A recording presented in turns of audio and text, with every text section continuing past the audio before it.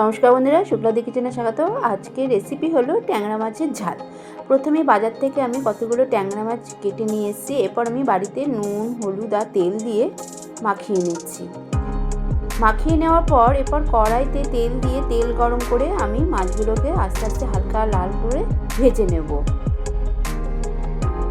ভাজা হয়ে গেছে, এবার আমি তুলে নিচ্ছি। এবার পরের পাটে একই রকম সেম মাছগুলোকে ভেজে নেব।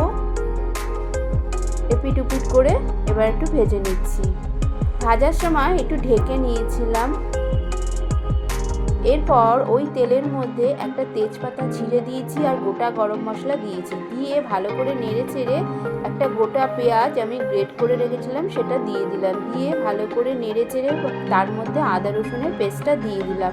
আদা রসুনের পেস্টটা দিয়ে নেড়ে চেড়ে ভালো করে ওর মধ্যে টমেটো কুচিটা দিয়ে দিলাম। টমেটো কুচিটা নেড়ে ওর মধ্যে মশলা দিয়ে দিলাম। জিরের গুঁড়ো, লাল লঙ্কার গুঁড়ো আর কাশ্মীরি লঙ্কার গুঁড়ো দিয়ে দিলাম। তার সাথে দিয়ে দিলাম পরিমাণ মতো লবণ আর হলুদ দিয়ে জল দিয়ে কষিয়ে নেব।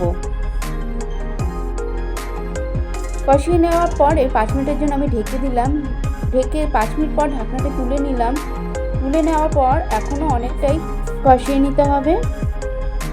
কষানো হয়ে গেছে এবং তেলও ছাড়তে শুরু করেছে। এবার ভেজে রাখা মাছগুলো এর মধ্যে দিয়ে নেড়ে চেড়ে গ্রেভির জন্য উষ্ণ গরম জল দিয়ে দিলাম। দিয়ে এবার ভালো করে ফুটিয়ে নেব আমি। দেখুন ঝোলটা আমার এখন একদম গাঢ় হয়ে গেছে, মাখো মাখো হয়ে গেছে। এবার আমি ওপর দিয়ে ধনেপাতা কুচি দিয়ে দেবো।